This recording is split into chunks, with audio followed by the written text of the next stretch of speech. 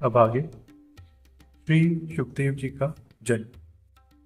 सूत जी कहते हैं, व्रताची नामक उस सुंदर अप्सरा को सामने देखकर व्यास जी अपार चिंता में पड़ गए। सोचा, मैं क्या करूं? यह देव कन्या अप्सरा मेरे अनु नहीं। मैं उस समय विचार सागर में निमग्न मुनि को देखकर अप्सरा के मन में आतंक छा गया। सोचा, मुनि कहीं मुझे शाप न दे। उसने अपना रूप सुग्गी का बना लिया और डरती हुई वह मुनि के आगे से निकली। अप्सरा को देखने के साथ ही मुनि के शरीर में काम का संचार हो गया था। उस समय अग्नि प्रकट करने के विचार से व्यास जी काष्ठ मंथन कर रहे थे। अकस्मात उस लकड़ी पर ही उनका वीर्य गिर गया। मुनि के उसी अमोघ वीर्य से श्री सुखदेव जी का आविर्भाव हो गया। पुत्र को देखकर मुनि के आश्चर्य की सीमा न रही। उन्होंने यो विचार किया कि हो न हो, यह भगवान शंकर के वर का ही प्रभाव है। तपस्वी लोग आकाश से बालक सुखदेव जी पर फूलों की वर्षा करने लगे। व्यास जी ने महात्मा सुखदेव जी के जातकर्म आदि सभी संस्कार संपन्न किए। द्विजवरों, सुखदेव जी के धारण करने के लिए दंड, सुंदर कृष्ण मृग चर्म और दिव्य कमंडलू स्वयं आकाश से पृथ्वी पर आ गए। सुखदेव जी बहुत शीघ्र बड़े हो गए। गुरुकुल में रहकर सदस्य रहस्यों और संग्रहों सहित संपूर्ण वेदों एवं अखिल धर्म शास्त्रों का उन्होंने भलीभांति अध्ययन कर लिया। समावर्तन हो जाने पर वे अपने पिता व्यास जी के पास आ गए। तदनंतर व्यास जी सुखदेव जी का विवाह करने की बात सोचने लगे। उन्होंने सुखदेव जी से भी कहा, पुत्र, विवाह करके मुझे पितृ से मुक्त करना तुम्हारा परम कर्तव्य है। सुखदेव जी ने कहा, पिताजी, विवाह कर लेने पर मैं स्त्री के वश में हो जाऊंगा।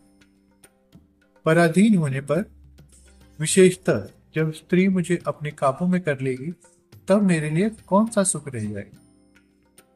स्त्री पुत्रमयी श्रृंखला से बंध जाने पर तो वह किसी मुक्त नहीं हो सकता, कोई मुक्त नहीं हो सकता।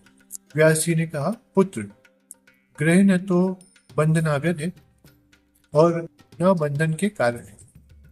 जिसका मन गृहस्थाश्रम में आसक्त नहीं हुआ, वह ग्रस्त होते हुए भी मुक्त हो जाता है। तुम्हें अच्छे कुल की कन्या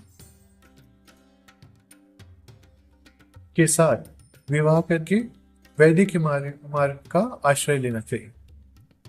सूत जी बोले, सुखदेव जी में अपार बुद्धि थी। उनका वेश शांत था। वे मानसिक सन्यासी हो चुके थे। ऐसे सुयोग्य पुत्र के उपयुक्त बातें कहने पर व्यास जी ने कहा, पुत्र, तुम बड़े भाग्यशाली हो। मैंने देवी भागवत की रचना की है। इसका अध्ययन करो। इस पुराण में 12 स्कंद है। मेरी समझ से यह पुराण संपूर्ण पुराणों का भूषण है, जिसके सुनते ही सद असद वस्तु या वस्तु का सम्यक ज्ञान सुलभ हो जाता है। भगवान विष्णु बालक रूप में वट पत्र पर सोए हुए थे। सोचने लगे, मैं क्यों बालक बन गया? किस चेतन पुरुष ने मेरी यह स्थिति कर दी है? विष्णु जी के मन में यो चिंता की लहरें उठ रही थी। इतने में भगवती योग माया ने सारी शंकाएं शांत कर देने के लिए आधे श्लोक में संपूर्ण पुरुषार्थ को सिद्ध करने वाला यह वचन कहा, यह सारा जगत मैं ही हूँ। मेरे सिवा दूसरी कोई अविनाशी वस्तु नहीं है। सर्व खलविल मेवाह न्याय दृष्टि सनातनम। तब सब भगवती योग माया उनके सामने प्रकट हुई। उनकी 4 भुजाएं थी। उनका दिव्य विग्रह शंख, चक्र, गदा, पद्म आदि अनुपम आयुधों से सुशोभित था। मंद हास्य करती हुई वे माँ लक्ष्मी अमित तेजस्वी श्री विष्णु के सामने प्रकट हुई। सूत जी बोले, उस समय सर्वत्र जल ही जल था। मन को मुक्त कर देने वाली महालक्ष्मी के अचानक दर्शन पाकर कमल लोचन श्री विष्णु महान आश्चर्य में पड़ गए।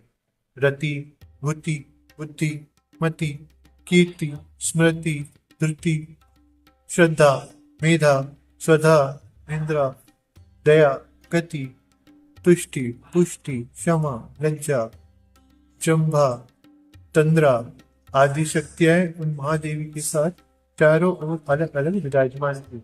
महालक्ष्मी तथा उनकी सहचरी शक्तियों को देखकर भगवान विष्णु का हृदय आश्चर्य से भर गया।